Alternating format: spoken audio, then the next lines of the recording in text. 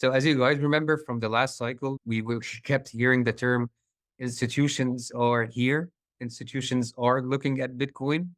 Of course, we've just had Tesla. Maybe that was like one of the large institutions that actually bought a little bit of Bitcoin, and we saw that on their balance sheet. But we did not see this on an actual established scale.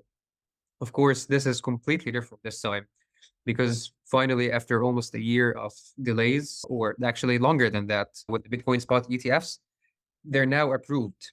And this is monumental. This is monumental for a lot of reasons. First of all, if we're just looking at how much Bitcoin was bought by the nine leading ETF issuers, it's quite huge. They have acquired more than 400,000 Bitcoin since the launch of the ETFs. This is huge for a lot of reasons. First of all, at the current moment, the annualized issuance of Bitcoin revolves somewhere around 300 and something thousand Bitcoin per year. So as you can see here, the demand for Bitcoin just within a 2 months range has already eclipsed that.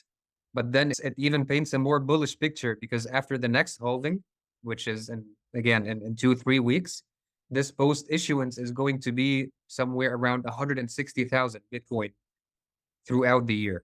So again, this really shows that even though it's just been 2 months of trading or 2.5 months of trading, we're seeing a lot of demand for it.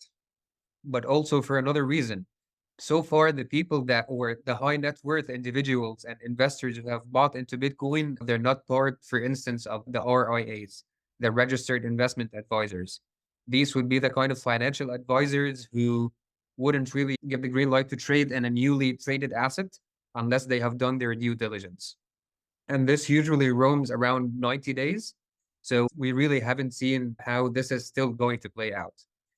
And just as a cool point of reference here, for instance, over the past month, we saw that Wells Fargo and Bank of America's Merrill Lynch, and they both just approved or they just enabled access to the Bitcoin spot ETFs.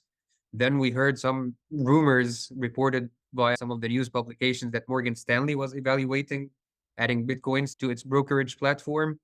And then just over the last 2 weeks, we started to see the momentum pick up more and more. One of the wealth management platforms, the first wealth management platform actually called Cetera, with almost $160 billion of AUM, they just approved the first 4 spot ETFs to their clients, which again, it's bullish that it hurts how much that the demand could look like in a couple of months from now.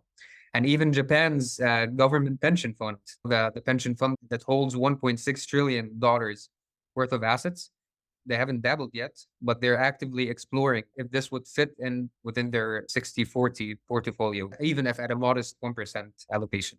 So again, this shows that there's really a lot of demand for Bitcoin. I don't want to get into more details about this because I want you guys to check out our report, but there were a lot of people that were sidelined. And there were a lot of surveys out there that showed that people were really willing to buy into Bitcoin once there was a registered investment vehicle.